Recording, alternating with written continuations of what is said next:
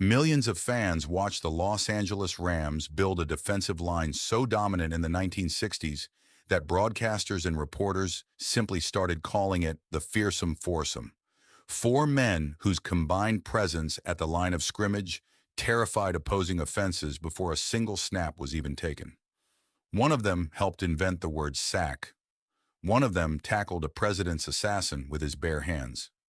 This is where the Rams' fearsome foursome and the men who built around them really ended up. One is the towering defensive end who spent his entire 13-year career quietly anchoring the group everyone else got the headlines for, battling more health problems in retirement than perhaps any other member of the unit. Lamar Lundy played all 13 of his NFL seasons with the Rams, standing 6 feet 8 and forming what teammate Merlin Olsen called simply the anchor of the entire defensive line, helping the unit set an NFL record for fewest yards allowed in a 14-game season in 1968. Born in Richmond, Indiana in 1935, Lundy became the first African-American player ever to receive a football scholarship at Purdue University, where he was named MVP of both the football and basketball teams in the same senior season, a two-sport talent both the NFL and NBA tried to draft. After retiring in 1969, Lundy returned to broadcasting and briefly coached tight ends for the San Diego Chargers, but spent much of his later life battling a cluster of serious illnesses, including diabetes, Graves' disease, myasthenia gravis, cancer, and heart disease, all at once.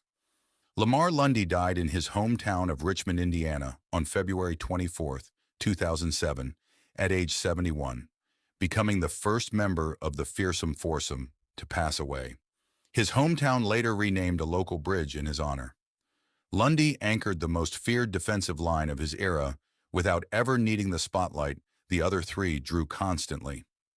Lamar Lundy quietly carried more diagnoses in his final years than perhaps any other man on this list, and was the first of the four to prove that the line's toughness never extended past the whistle. Two is the defensive tackle whose gentle, wise-eyed television persona became so beloved that most younger fans never knew he had once been one of the most feared linemen in football history. Merlin Olsen missed only 2 games across 15 seasons with the Rams, was selected to a record-tying 14 consecutive Pro Bowls, and was inducted into the Pro Football Hall of Fame in 1982, a mark of durability rarely matched at his position in any era. Born in Logan, Utah in 1940, Olsen earned a degree with honors from Utah State before the Rams drafted him in 1962.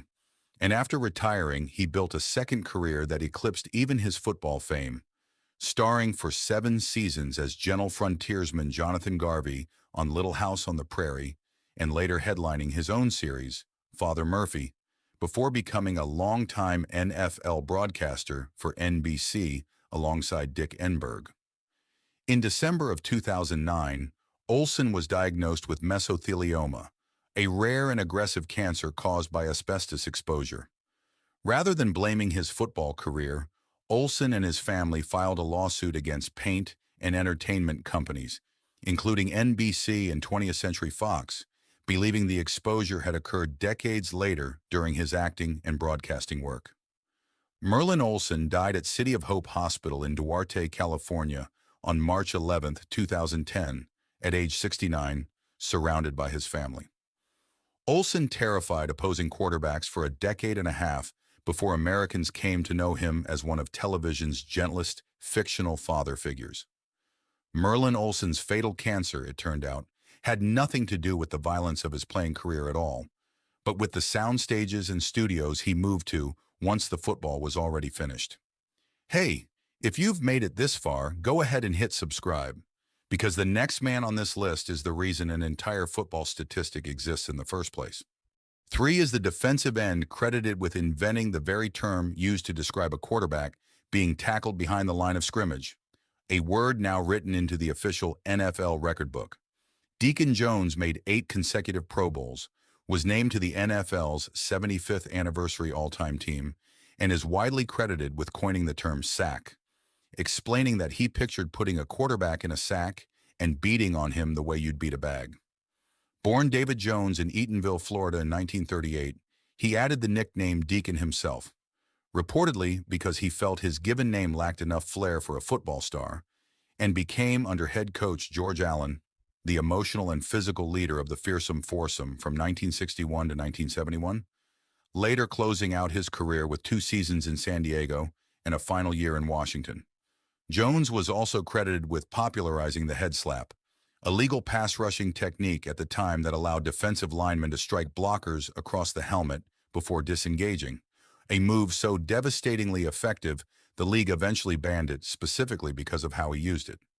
Because the sack did not become an official NFL statistic until 1982, long after Jones had retired, his own career total remains a matter of historical estimation, rather than an official record, a quirk of timing that still frustrates historians trying to properly measure his dominance against the modern pass rushers who chase his unofficial numbers today.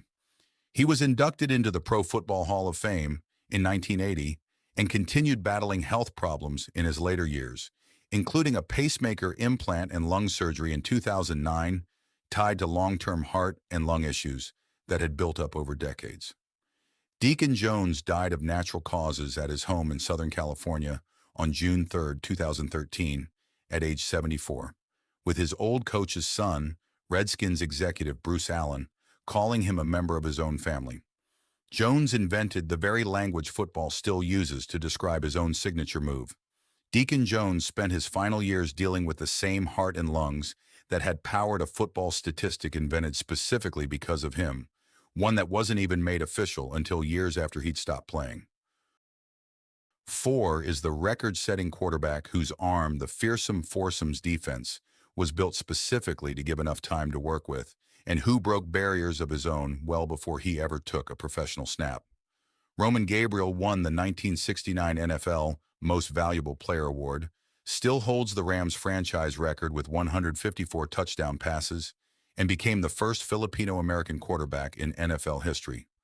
Born in Wilmington, North Carolina in 1940 to a Filipino immigrant father, Gabriel starred at North Carolina State before the Rams made him the 2nd overall pick in the 1962 draft.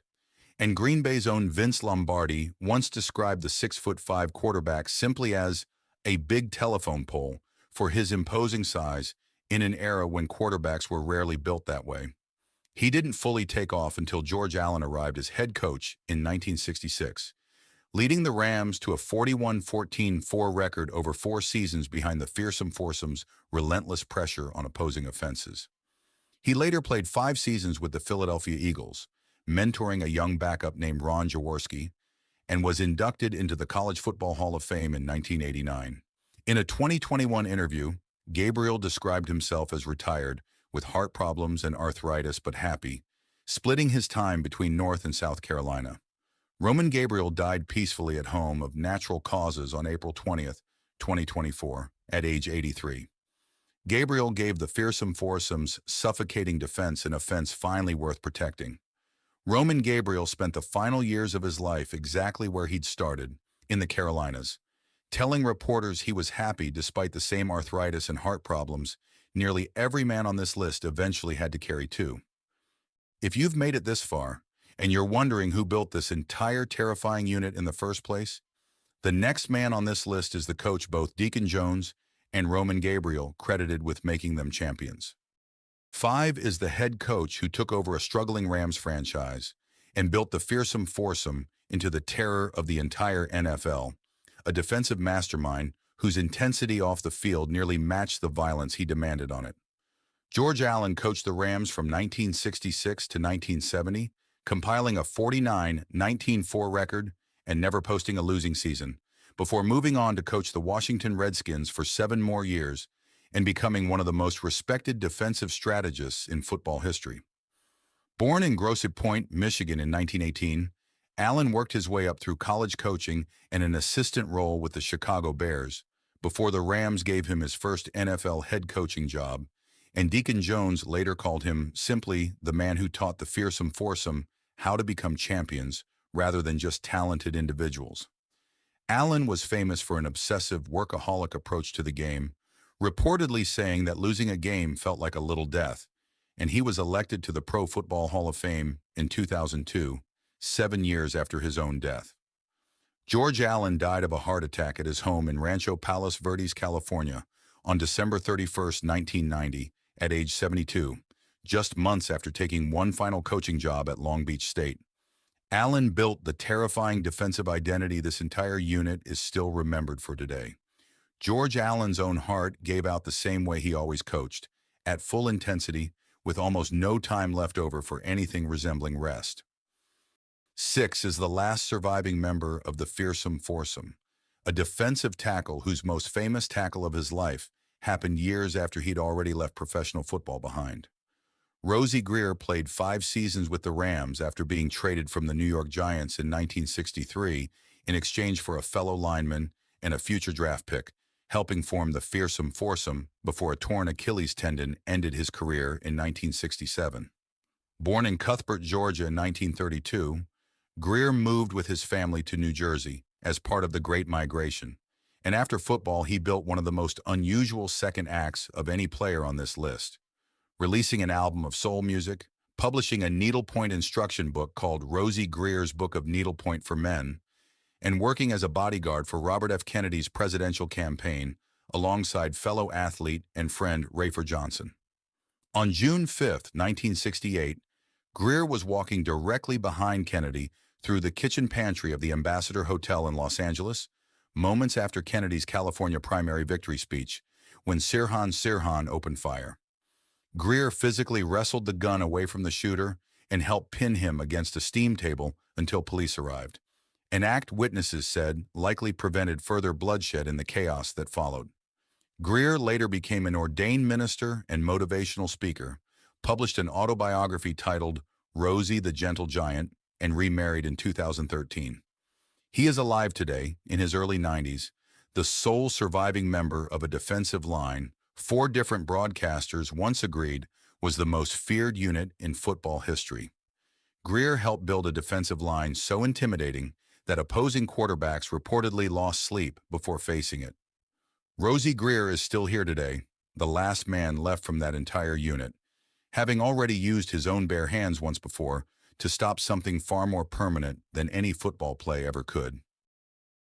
They rest now in an Indiana hometown that renamed a bridge for its native son, in a California hospital where a soundstage, not a football field, delivered the diagnosis that finally caught up with him, and in the same intensity that built an entire defensive identity and then stopped a coach's heart at 72. Roman Gabriel made it all the way to 83, telling reporters until the very end that he was happy despite everything football had left behind in his body. One is still here today, the last of the 4, having spent one single afternoon in 1968 doing something with his bare hands that mattered more than every sack he ever helped make possible.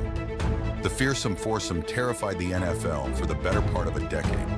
And more than 50 years later, 3 of the 4 men who built that fear are gone, leaving only the quietest one of them left to tell the whole story himself.